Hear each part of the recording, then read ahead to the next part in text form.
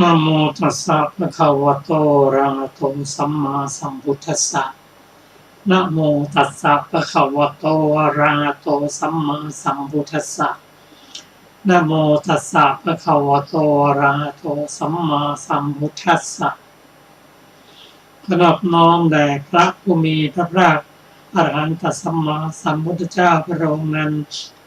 ซึ่งเป็นผู้ไกลจากกิเลสตรัสรู้ชอบได้โดยพระองค์เองสวัสดีครับท่านผู้ฟังที่เคารพครับท่านผู้ฟังกำลังรับฟังรายการศึกษาธรรมนำสุขมีแสดงให้ท่านผู้ฟังทุกวันศุกร์ตั้งแต่เวลา 14 นาฬิกาถึง 15 นาฬิกาดำเนินรายการโดยกระผมพันเอกธนัทเดชะมีอาจารย์สุรภาเดชะเป็นผู้ร่วมรายการวันนี้เราได้นำมัจจุบิกเล่มที่ 35 มาศึกษากันจะเริ่มต้นในการทบทวนพระสูตรต่างๆมีพายสูตรที่หนึ่งนั้นกล่าวว่าบุคคลที่เข้ามาบวชในพุทธศาสนานั้นเหมือนกับบุคคลที่ลงน้ำย่อมประสบกับภัยต่างๆดังนี้หนึ่งภัยจากคลื่นแรงลมแรงสองภัยอันเกิด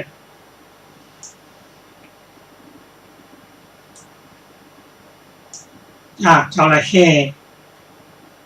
สามภัยอันเกิดจากน้ำวนสี่ภัยอันเกิดจากปลาฉลามทรงเปรียบเทียบให้ฟัง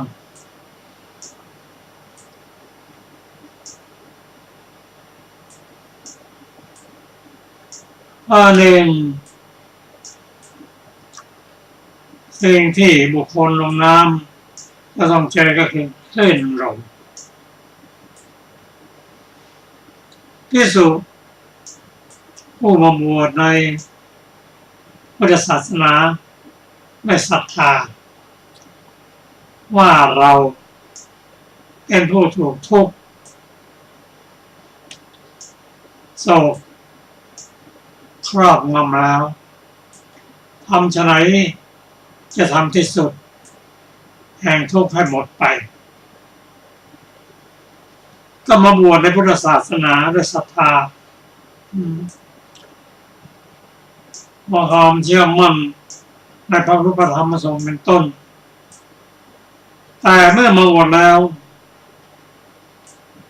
ก็เจอคลื่นลมอันแรกนั่นคือจะต้องถูกสอนว่าเดินไปอย่างนั้นนะก้าวไปข้างหน้าถอยไปข้างหลัง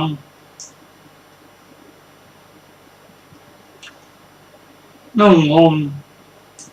จีวรอย่างนั้นอย่างนี้ไม่ถูกต้องอย่างนี้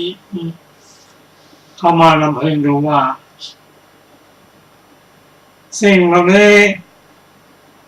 เราถูกภิกษุคราวลูกคราวหลานมาสอนเราแต่การเดินเหนือนุ่งห่มเราสอนเข้ามาก่อนนั้นนะแต่ไม่มาสอนเราโกรธอยู่ไม่ได้สึกออกไปนี่ภัยประเภทคลื่นลมสองจระเข้อย่างเกี่ยวกับเรื่องการกินก็ถูกสอนนี้อันนี้ไม่คนดื่มนะอันนี้ดื่มได้แต่ต้องเป็นเวลานั้นเวลานี้จะไปกิน หลังไม่เรียกยามในการไม่ได้สิ่งนี้เป็นอัปปิยะสิ่งนี้เป็นอัตถปิยะถ้าคนกินอย่างนี้สอนหมดทำมาคิดอยู่แล้วเรื่องการกินนั้นเราก็ถูกพิสูจน์ลูกพอลูกเขาหลานมาสอนอีกความจริงเรื่องการกินนี่เราเป็นขั้นหัดเราจะกินอะไรก็กินได้หมดเวลาไหนก็กินได้เราเข้ามาวนระหวังจะพ้นจากทุกข์แล้วก็มาถูกอบรมสั่งสอนอย่างนี้อย่างนี้กินไม่ได้สิ่งนั้นกินได้กินเวลานั้นกินเวลานี้กินมากเกินไปสอนจนกระทั่งให้กินมื้อหลังนั้นไม่ให้กินแล้วนะหลังเที่ยงไม่กินแล้วถูกบีบคั้นเรื่องการกินโกรธอีกซึ่งก็ปฏิบัติเราจะกินอะไรก็ได้หลุดออกประจำไม่นานเลยไปอาการที่สามมันลงแล้วเจอน้ำมนต์คืออะไรคือกรรมคุณเนื่องจากไม่ได้ฝึกอบรมมาตามลำดับเพราะฉะนั้นสติก็ดีสัมปชัญญะก็ดีการสำรวมต่าง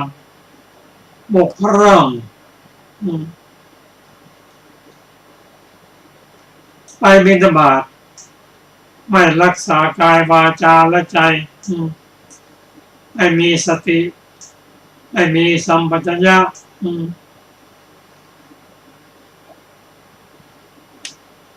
พอถูกกามเห็นกามเข้าจิตใจก็หวั่นไหวพอขาดสติสัมปชัญญะและข้อปฏิบัติย่อยอยู่ไม่ได้ต้องหลุดออกจากพระธรรมวินัยไปข้อที่สี่นั้นได้สุขธรรมบวชในพระธรรมวินัยนี้หวังว่าจะพ้นจากทุกข์เพราะเราอยู่ข้างนอกนั้นทุกขามอยู่หวังจะพ้นจากทุกข์ก็มาบวชเมื่อบวชแล้วไม่ปฏิบัติตามลำดับความประมาทสติสัมปชัญญะความไม่สำรวมระวังก็ก่อตัวมากขึ้นเมื่อไปเป็นสบาทแล้วเอ็นมาตุคามตั้งกายผ้าหลุดลุ่ยความกำหนัดก็เกิดขึ้นกามราคะเกิดขึ้นมาพิจารณาดูแล้ว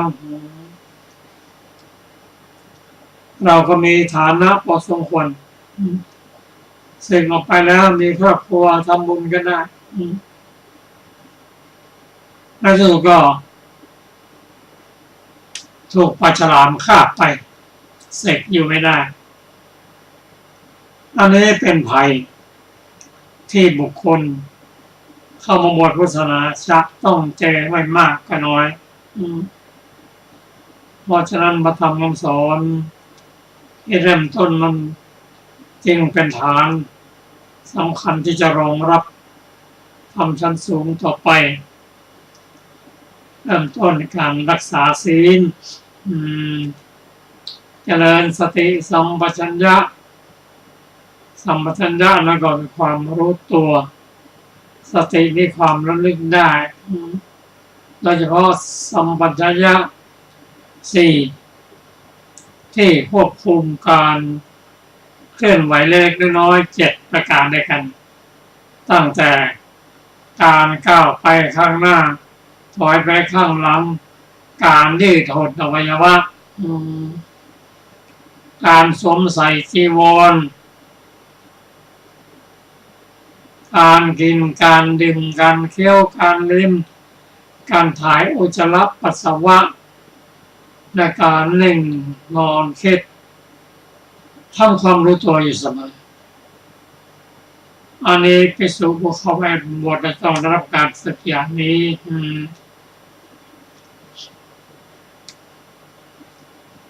อันนี้เป็นสิ่งที่ภิกษุเข้าไปบวชแล้วจะต้องรับอย่างนี้เพราะฉะนั้นท่านได้รอดตัวมาได้ถึงระดับนี้ก็เป็นบุคคลที่ได้รับการอบรมมาอย่างดีน่าเคารพกราบไหว้ไปตามลำดับ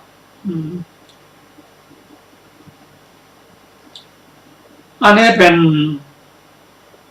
ภัยอันหนึ่งต่อไปอีกเรื่องหนึ่งคือลักษณะของช้างต้นช้างต้นนั้นเป็นช้างคู่ของพระราชาซึ่งได้รับการฝึกมาแล้วทำการออกศึกได้เป็นอย่างดีก็ช้างต้นนั้นเป็นช้างที่ได้รับคัดสรรมาหาได้ยากเมื่อได้รับมาแล้วก็ฝึกตั้งแต่การเดินถอยหน้าถอยหลังสอนทุกสิ่งทุกอย่างสอนให้รู้จัก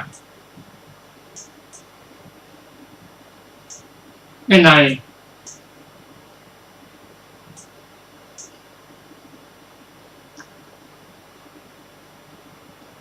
สอนรู้จักความอดทนเมื่อสอนดีแล้วจึงเป็นช้างต้นเป็นช้างคู่ของพระราชาทำการออกรบซึ่งในพระสูตรนี้กล่าวว่าลักษณะของช้างต้นนั้นก็คือเมื่อพระราชาพร้อมในการออกศึกทางต้นนั้นจะต้องเป็นผู้ที่สำเนียกคำสั่งต่างๆระเบียบการปฏิบัติซึ่งความเป็นผู้บอก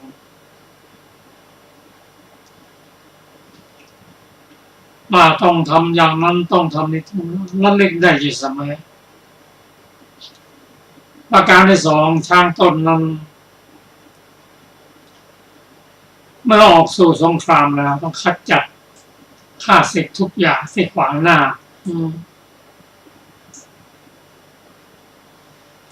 ประการที่สามนั้นช้างต้นเป็นผู้ได้รับฝึกดีมาแล้วในเรื่อง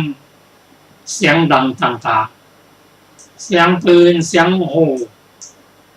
และรับความอดทนจากการบาดเจ็บจากการถูกยิงถูกแทงย่อมมีจิตใจสงบไม่วุ่นวายส่วนประการสุดท้ายนั้นในการรบนั้นทางตนต้องมีความคล่องตัวบางครั้งการรบก็ลุกไปข้างหน้าอย่างรวดเร็วถอยหลังไปข้างๆโยกทั้งซ้ายทั้งขวาฟังเสียงควานเป็นผู้สั่งอันนี้เป็นลักษณะของช้างต้นซึ่งพระองค์เปรียบว่าให้สู่ผู้มาบวชในพระธรรมวินัยนี้ต้องฝึกเรียนสำเนียกพระธรรมคำสอนที่รับการสั่งสอนว่าระเบียบวินัยเป็นอย่างไรซึ่งระเบียบวินัยนั้นในทางพุทธศาสนานั้นวินัยแบ่งเป็นสองอย่างคือสังวรวินัยและปหานวินัยเรียนหมด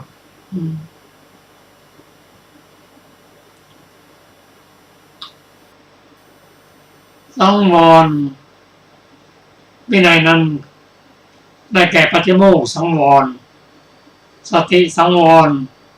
ญาณสังวรขันติสังวรและวิริยะสังวรส่วนวินัยก็แบ่งเป็น5เหมือนกันเรียกว่าปหาเป็นปหานวินัยมีตทังคปหานอิขมนปหานสมุทเฉทะปฏิ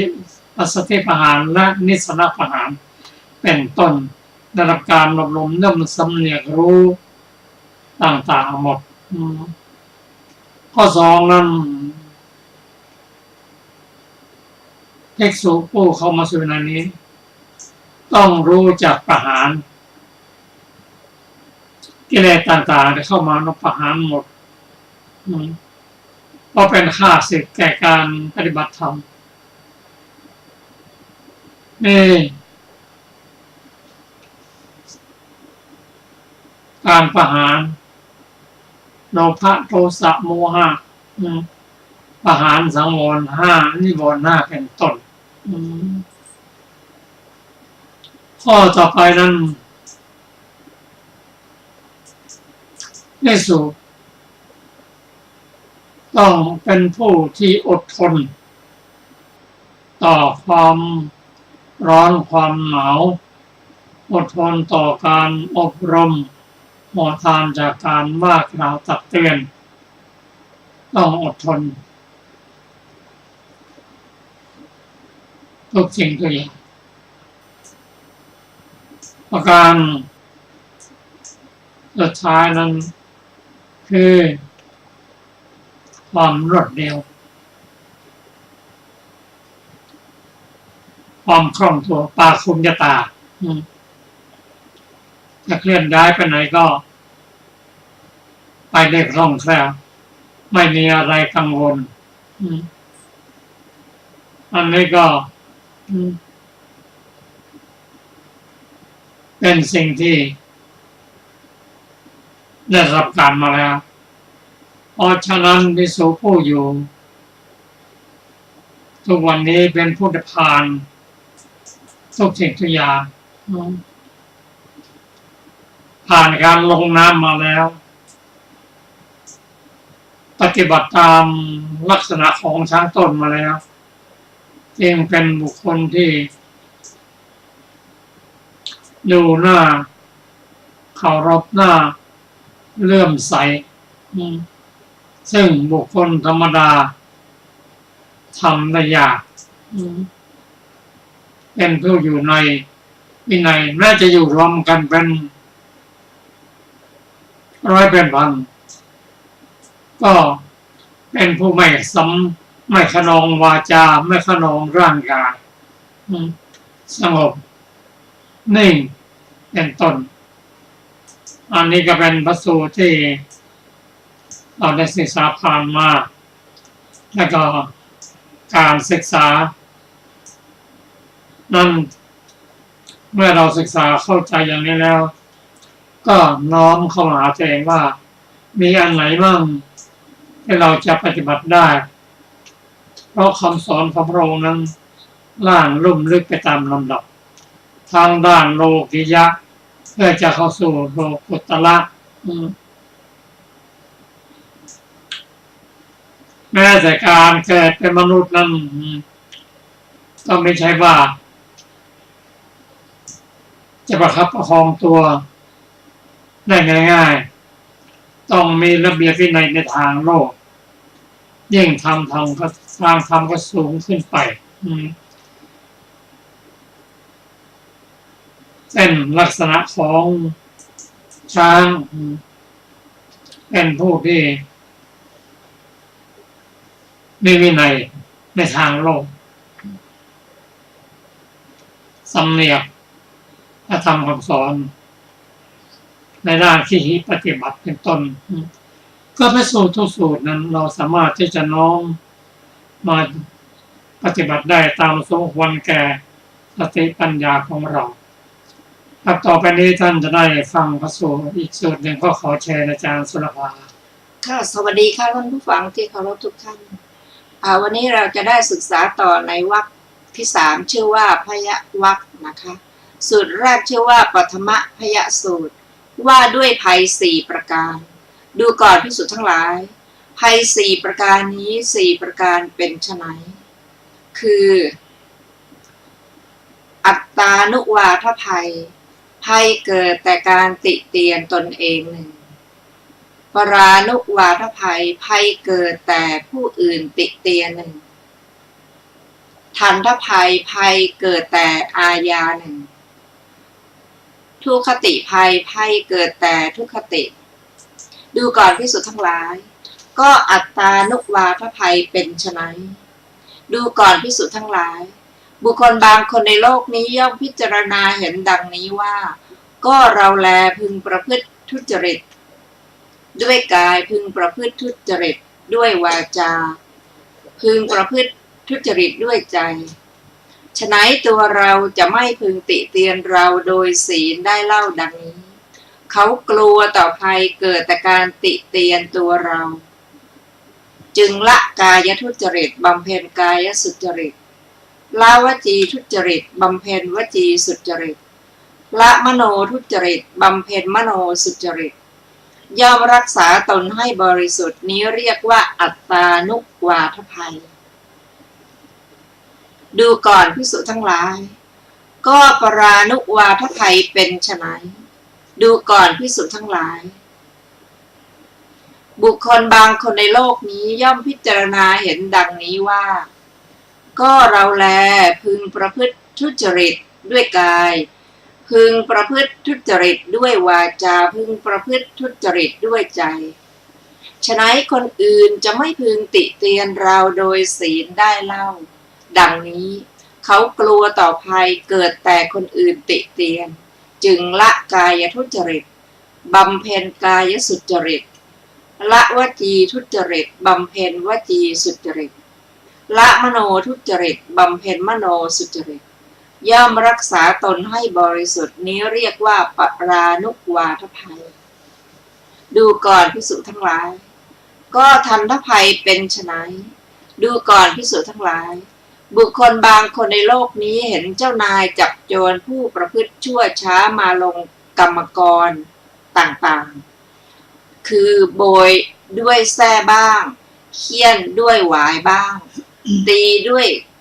ตะบองสั้นบ้างตัดมือบ้าง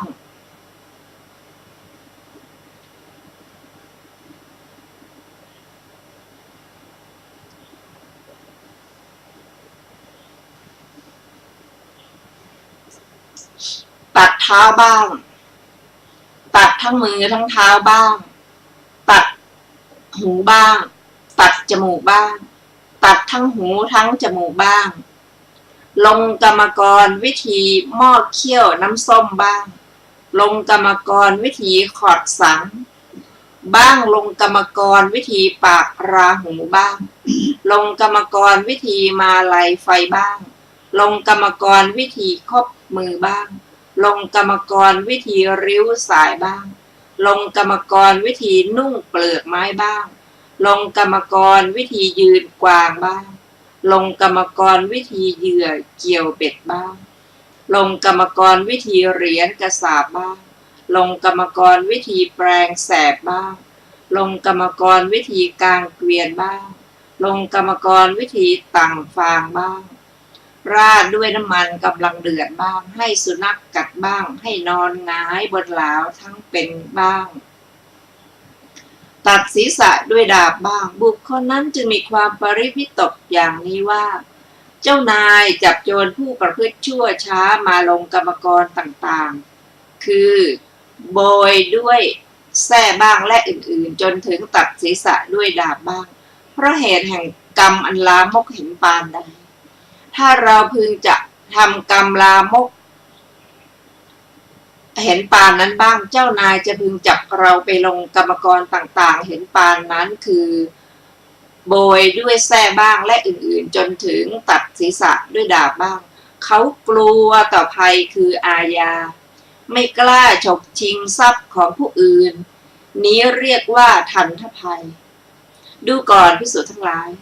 ก็ทุคติภัยเป็นไฉนดูก่อนภิกษุทั้งหลายบุคคลบางคนในโลกนี้ย่อมพิจารณาเห็นดังนี้ว่า วิบากของกายทุจริตในภายหน้าชั่วร้ายวิบากของวจีทุจริตในภายหน้าชั่วร้ายวิบากของมโนทุจริตในภายหน้าชั่วร้ายก็เราแลพึงประพฤติทุจริตด้วยกายพึงประพฤติทุจริตด้วยวาจาพึงประพฤติทุจริตด้วยใจข้อนั้นจะมีอะไรเล่าเมื่อกายแตกตายไปเราจะพึงเข้าถึงอบายทุกติวินิบาตนรกเขากลัวต่อทุกขติภัยย่อมละกายทุจริตบำเพ็ญกายสุจริตย่อมละวจีทุจริตบำเพ็ญวจีสุจริตย่อมละมโนทุจริตบำเพ็ญมโนสุจริตย่อมบริหารตนให้หมดจดได้ดูก่อนภิกษุทั้งหลาย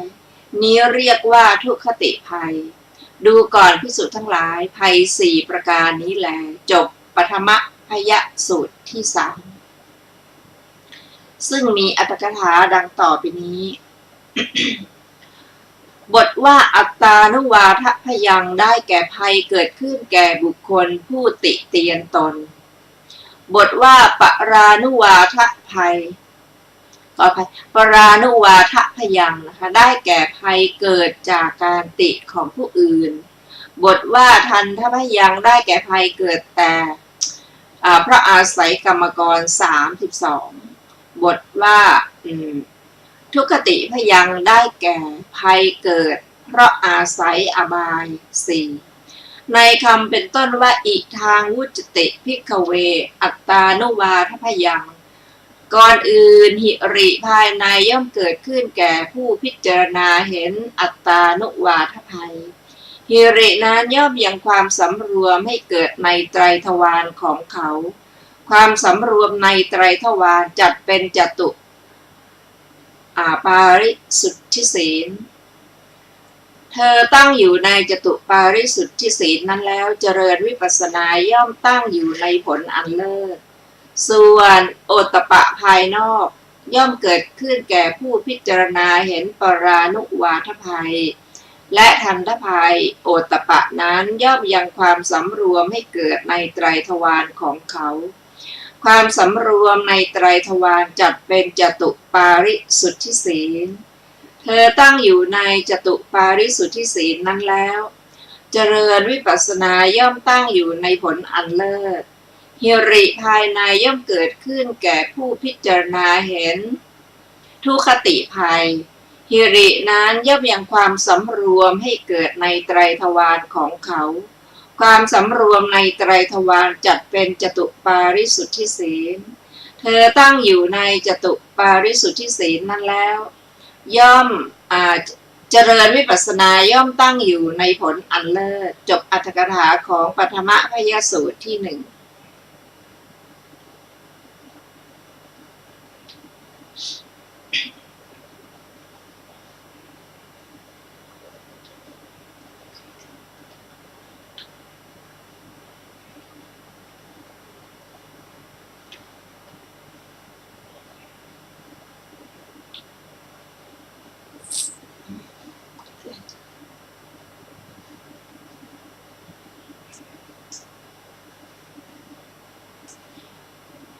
ต่อไปเป็นทุติยพยภัยทุติยพยสูตรนะคะว่าด้วยภัย4ประการดูก่อนภิกษุทั้งหลายภัย4ประการนี้ คนผู้ลงน้ำจะพึงหวังได้4ประการเป็นไฉนคือภัยคือคลื่นหนึ่งภัยคือจระเข้หนึ่งภัยคือน้ำวนหนึ่งภัยคือปลาฉลามหนึ่งดูก่อนภิกษุทั้งหลายภัย4ประการนี้แลคนผู้ลงน้ำพึงหวังได้ดูก่อนภิกษุทั้งหลายภัย4ประการนี้กุลบุตรบางคนในโลกนี้ผู้ออกบวชเป็นบรรพชิตด้วยศรัทธาในธรรมวินัยนี้พึงหวังได้ฉะนั้นเหมือนกันแลประการ4ประการเป็นไฉนคือภัยคือคลื่นหนึ่งภัยคือจระเข้หนึ่งภัยคือน้ำวนหนึ่งภัยคือปลาฉลามหนึ่งดูก่อนภิกษุทั้งหลายก็ภัยคือคลื่นเป็นไฉนกุลบุตรบางคนในโลกนี้ออกบวชเป็นบรรพชิตด้วยศรัทธา ด้วยคิดว่าเราถูกชาติชรามรณะโศกะปริเทวะทุกโทมนัสอุปายาสครอบงำชื่อว่าตนอยู่ในกองทุกข์มีทุกข์เป็นเบื้องหน้าแม้ฉะนั้นการกระทำที่สุดแห่งกองทุกข์ทั้งมวลนี้จะพึงปรากฏเธอบวชอย่างนั้นแล้วเพื่อนสัพพมจารีตักเตือนสั่งสอนว่าท่านพึงก้าวไปอย่างนี้พึงถอยกลับอย่างนี้พึงแลดูอย่างนี้พึงเลี้ยวดูอย่างนี้พึงคู่เข้าอย่างนี้พึงเหยียดออกอย่างนี้พึงทรงสังฆาติบาทและจีวรอย่างนี้เธอย่อมคิดอย่างนี้ว่าเมื่อก่อนเราเป็นคฤหัสถ์มีแต่จะควรตักเตือนสั่งสอนผู้อื่นก็ภิกษุเหล่านี้คราวลูกคราวหลานของเราสำคัญเราว่าควรตักเตือนสั่งสอนเธอโกรธเคืองแค้นใจบอกคืนสิกขาลาเพศภิกษุนี้เรียกว่าเป็นผู้กลัวต่อภัยคือคลื่นบอกคืนสิกขาลาเพศดูก่อนภิกษุทั้งหลายคำว่าภัยคือคลื่นนี้เป็นชื่อแห่งความโกรธและความแค้นใจนี้เรียกว่าภัยคือคลื่นดูก่อนภิกษุทั้งหลายก็ภัยคือจระเข้เป็นไฉนกุลบุตรบางคนในโลกนี้ออกบวชเป็นบรรพชิตด้วยศรัทธาด้วยคิดว่าเราถูกชาติชรามรณะโศกะปริเทวะทุกโทมนัสอุปายาสครอบงำชื่อว่าตกอยู่ในกองทุกข์มีทุกข์เป็นเบื้องหน้าแม้ฉะนั้นการกระทำที่สุดแห่งกองทุกข์ทั้งมวลนี้จะพึงปรากฏเธอบวชอย่างนั้นแล้วเพื่อนสัพพมจารีตักเตือนสั่งสอนว่าสิ่งนี้เธอควรเคี้ยวสิ่งนี้ไม่ควรเคี้ยวสิ่งนี้ควรบริโภคสิ่งนี้ไม่ควรบริโภคสิ่งนี้ควรลิ้มสิ่งนี้ไม่ควรลิ้มสิ่งนี้ควรดื่มสิ่งนี้ไม่ควรดื่มของเป็นกัปปิยะเธอควรเคี้ยวของเป็นอกัปปิยะเธอไม่ควรเคี้ยวของเป็นกัปปิยะเธอควรบริโภคของเป็นอกัปปิยะเธอไม่ควรบริโภคของเป็นกัปปิยะเธอควรลิ้มของเป็นอกัปปิยะเธอไม่ควรลิ้มของเป็นกัปปิยะเธอควรดื่มของเป็นอกัปปิยะเธอไม่ควรดื่มเธอควรเคี้ยวในการเธอไม่ควรเคี้ยวในวิการเธอควรบริโภคในการเธอไม่ควรบริโภคในวิการเธอควรลิ้มในการเธอไม่ควรลิ้มในวิการเธอควรดื่มในการเธอไม่ควรดื่มในวิการเธอย่อมคิดอย่างนี้ว่าเมื่อก่อนเราเป็นคฤหัสถ์ปรารถนาสิ่งใดก็เคี้ยวสิ่งนั้นไม่ปรารถนาสิ่งใดก็ไม่เคี้ยวสิ่งนั้นปรารถนาสิ่งใดก็บริโภคสิ่งนั้นไม่ปรารถนาสิ่งใดก็ไม่บริโภคสิ่งนั้นปรารถนาสิ่งใดก็ลิ้มสิ่งนั้นไม่ปรารถนาสิ่งใดก็ไม่ลิ้มสิ่งนั้นปรารถนาสิ่งใดก็ดื่มสิ่งนั้นไม่ปรารถนาสิ่งใดก็ไม่ดื่มสิ่งนั้นย่อมเคี้ยวสิ่งที่เป็นกัปปิยะบ้างสิ่งที่เป็นอกัปปิยะบ้างย่อมบริโภคสิ่งที่เป็นกัปปิยะบ้างสิ่งที่ไม่เป็นอกัปปิยะบ้างย่อมลิ้มสิ่งที่เป็นกัปปิยะบ้างสิ่งที่เป็นอกัปปิยะบ้างย่อมดื่มสิ่งที่เป็นกัปปิยะบ้างสิ่งที่เป็นอกัปปิยะบ้างย่อมเคี้ยวในการในวิการบ้างย่อมดื่มในการบ้างในวิการบ้างคฤหบดีผู้มีศรัทธาบ้างในวิการบ้างย่อมบริโภคในการบ้างในวิการบ้างย่อมลิ้มในการบ้างย่อมถวายของควรเคี้ยวหรือของควรบริโภคแม้ใดอันประณีตในกลางวันในเวลาวิกาลแก่เราทั้งหลายภิกษุเหล่านี้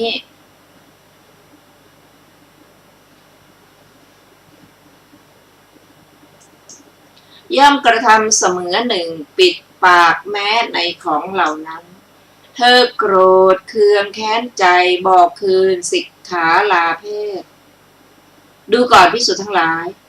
คำว่าภัยคือจระเข้นี้แหละเป็นชื่อแห่งความเป็นผู้เห็นแก่ท้องนี้เรียกว่าภัยคือจระเข้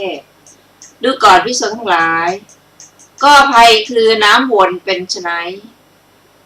กุลบุตรบางคนในโลกนี้ออกบวชเป็นบรรพชิตด้วยศรัทธาด้วยคิดว่าเราถูกชาติชรามรณะโศกปริเทวะทุกโทมนัสอุปาญาตครอบง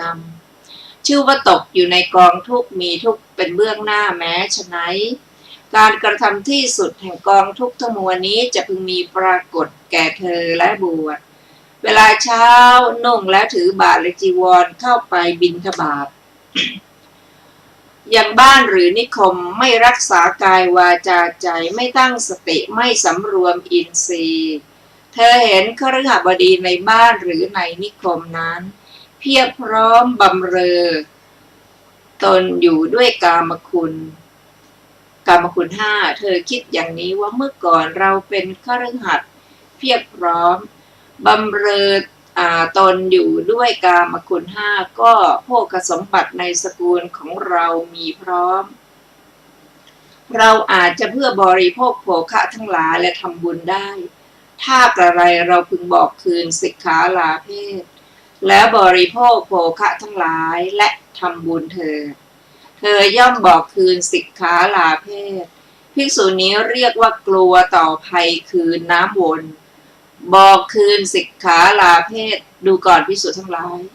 คำว่าภัยคือน้ำวนนี้เป็นชื่อของกามคุณห้านี้เรียกว่าภัยคือน้ำวนดูก่อนภิกษุทั้งหลายก็ภัยคือปลาฉลามเป็นไฉนกุลบุตรบางคนในโลกนี้ออกบวชเป็นบรรพชิตด้วยศรัทธาด้วยคิดว่าเราถูกชาติชรามรณะโศกปริเทวะทุกโทมนัสอุปาญาตครอบงำชื่อว่าตกอยู่ในกองทุกข์มีทุกข์เป็นเบื้องหน้าแม้ฉะนั้นการกระทำที่สุดแห่งกองทุกข์ทั้งมวลนี้จะพึงปรากฏเธอบวชแล้วอย่างนี้เวลาเช้านุ่งแล้วถือบาตรและจีวรเข้าไปบิณฑบาตยังบ้านหรือนิคมไม่รักษากายวาจาใจไม่ตั้งสติไม่สำรวมอินทรีย์เธอเห็นมาตุคามในบ้านหรือในนิคมนั้นนุ่งไม่เรียบร้อยหรือห่มไม่เรียบร้อยราคะย่อมรบกวนจิตของเธอเพราะเห็นมาตุคามนุ่งไม่เรียบร้อย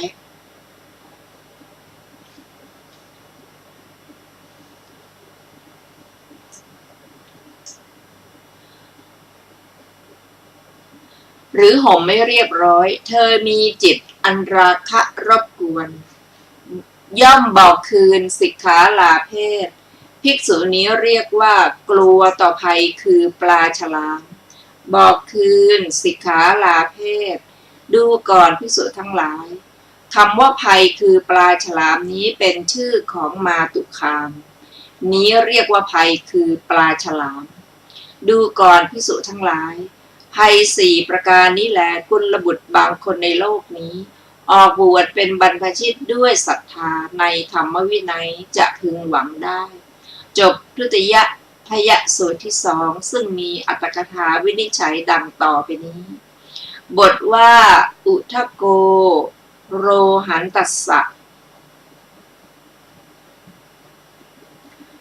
คือคนผู้ลงสู่น้ำบทว่าปาติกังขิตพานิได้แก่พึงปรารถนาบทว่าสุกาพยังได้แก่ภัยคือปลาร้ายบทว่ามุขาวรนังมันเยกโรนุติความว่าภิกษุเหล่านั้นย่อมทำเหมือนปิดปากบทว่าโอทริกัตตัสสะแปลว่าของคนกินจุเพราะมีท้องใหญ่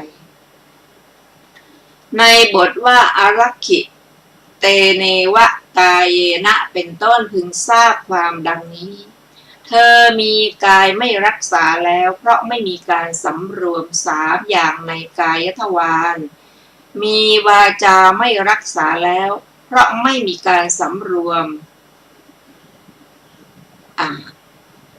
สามอย่างนะคะในวจีทวารจบอัตถกถาทุติยสูตรที่สอง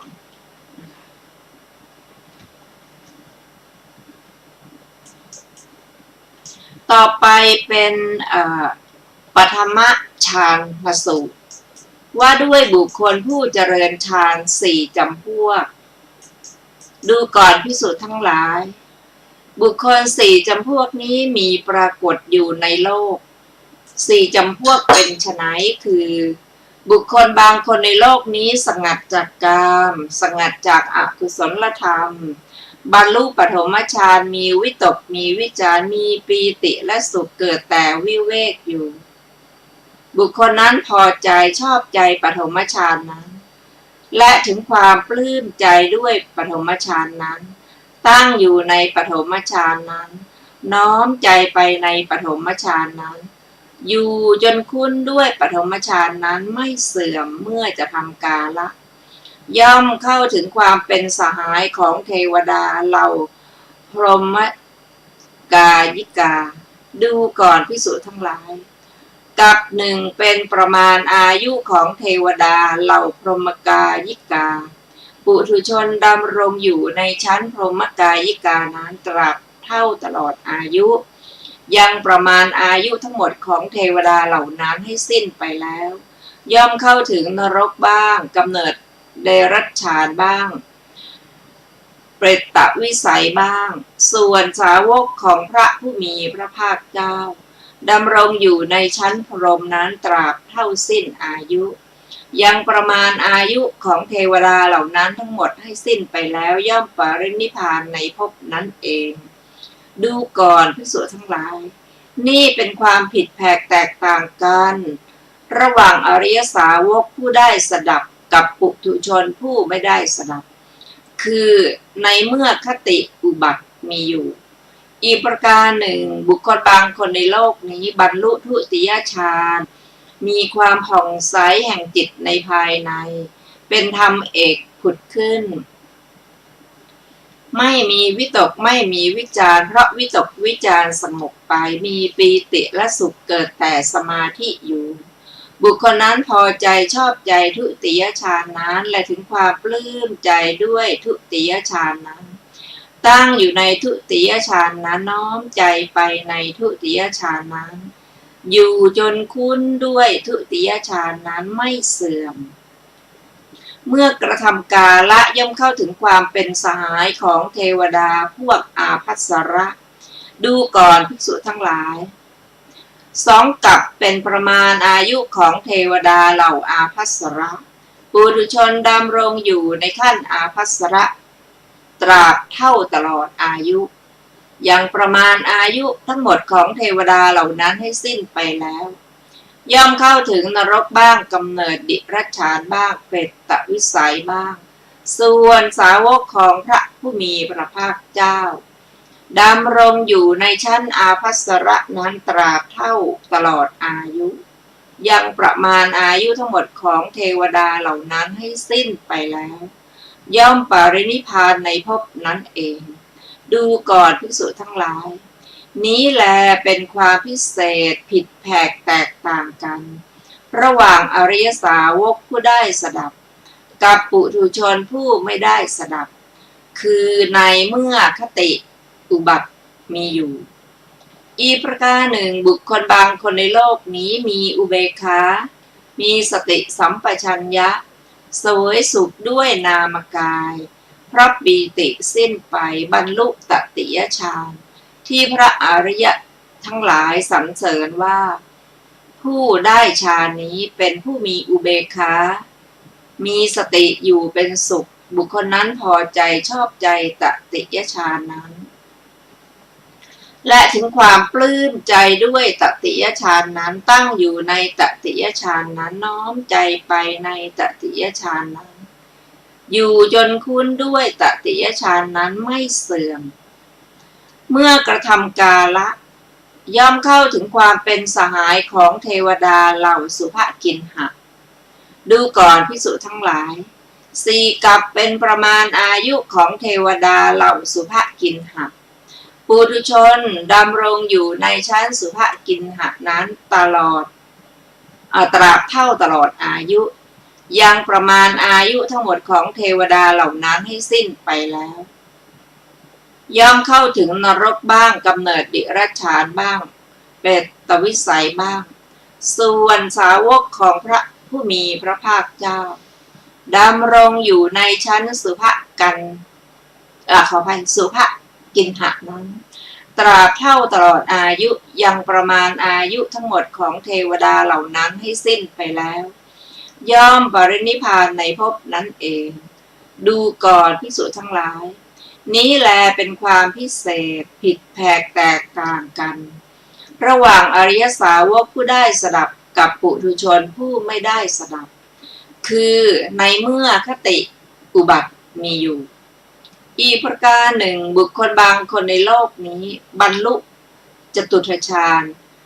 ไม่มีทุกข์ไม่มีสุขเพราะละสุขละทุกข์ระดับโสมนัสโทมนัสก่อนได้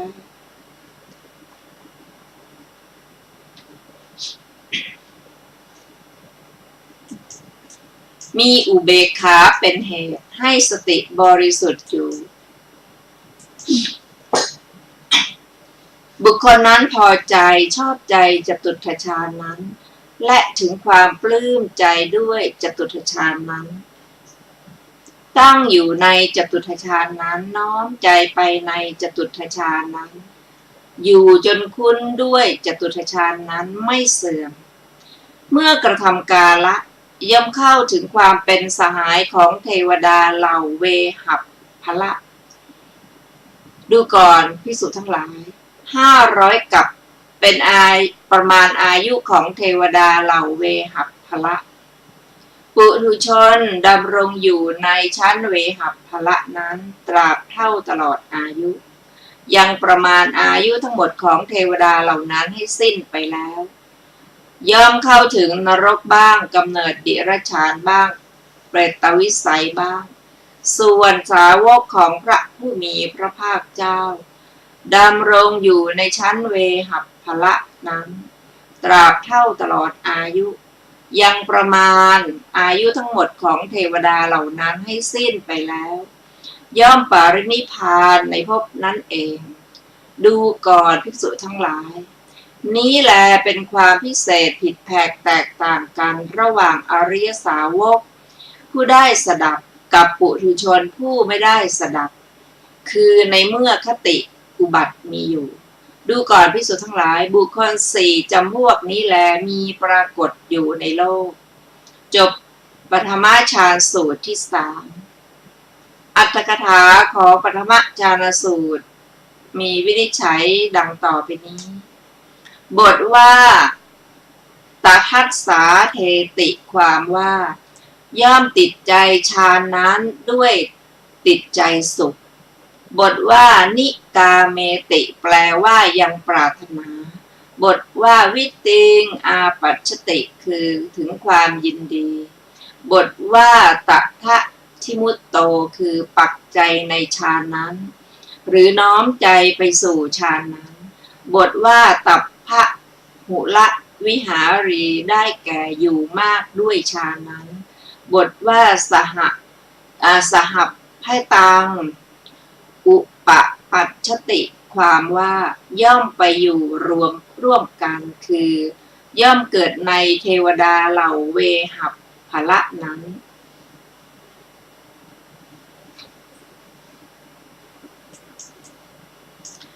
ในบทว่ากัปโปอายุปปมานังนี้ปฐมฌานมีอย่างต่ำมีปานกลางและประณีตในปฐมฌานนั้นส่วนที่ 3แห่งกัปเป็นประมาณอายุของเทวดาผู้เกิดขึ้นด้วยปฐมฌานอย่างต่ำครึ่งกัปของเทวดาผู้เกิดขึ้นด้วยปฐมฌานปานกลาง1 กัปของเทวดาผู้เกิดขึ้นด้วยปฐมฌานประณีตท่านกล่าวคำนี้หมายถึงข้อนั้นบทว่านิระยังปิขัจฉติความว่าผ ผู้ที่ยังเป็นปุถุชนย่อมวนเวียนอยู่เพราะกรรมที่จะต้องไปนรกเขาอย่างละไม่ได้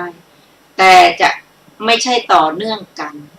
บทว่าตัสมิงเยวะพะเวปรินิพพายติความว่าสาวกของพระผู้มีพระภาคเจ้าอยู่ในรูปประพบนั้นแล้วย่อมปรินิพพานจะไม่ลงไปเบื้องต่ำบทว่ายะทิทังคติยา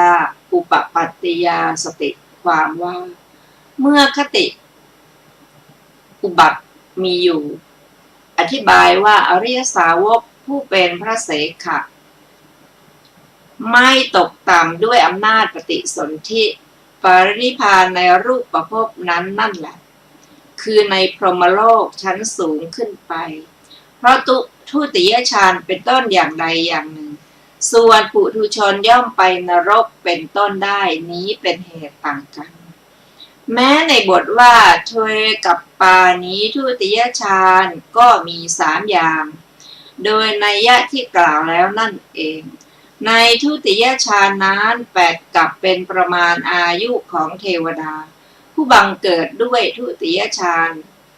ประณีต4กับด้วยทุติยฌานปานกลาง2กับด้วยทุติยฌานอย่างต่ำท่านกล่าวคำนี้หมายถึงข้อนั้นในบทว่าจัปตาโร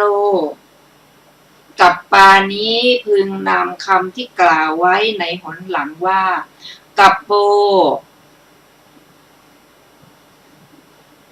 ทเวกับปาดังนี้มาอธิบายก็จะทราบได้บทว่ากัปโปเป็นชื่อแม้ของการคูณ4ครั้งเพราะฉะนั้นพึงเห็นเนื้อความในข้อนี้ดังนี้ว่า1กับ2กับ4กับท่านอธิบายว่ากับใดที่ท่านกล่าวแล้วเป็นครั้งแรกนับกับนั้น2ครั้งเอา1คูณเป็น2กับเอา2คูณเป็น4กับอีก4กับเหล่านั้นคูณ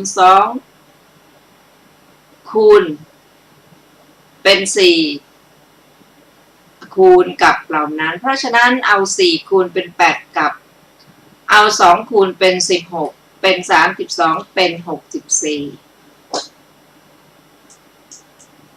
พึงทราบว่า64กับท่านถือเอาด้วยอำนาจประณีตฌานในที่นี้อย่างนี้บทว่าปัญจกัปปะสตานิท่านกล่าวด้วยอำนาจแห่งอุปติฌานที่ประณีตเท่านั้นอันหนึ่งประมาณอายุเท่านี้ในเวหัพพละเพราะพรหมโลกชั้นละ3ไม่มีเหมือนในปฐมฌานภูมิเป็นต้นเพราะฉะนั้นท่านจึงกล่าวอย่างนี้จบอรรถกถาของปฐมฌานสูตรที่1ท่านผู้ฟังที่เคารพค่ะในวันนี้รายการศึกษาธรรมนำสุดก็ได้หมดเวลาลงแล้วขอบพระคุณทุกท่านที่ได้ร่วมศึกษาด้วยกันเราจะมาพบกันใหม่ในวันพรุ่งนี้เวลา 15 นาฬิกาเป็นต้นไปวันนี้ขอมีความสุขสวัสดีเจริญในธรรมยิ่งสวัสดีค่ะ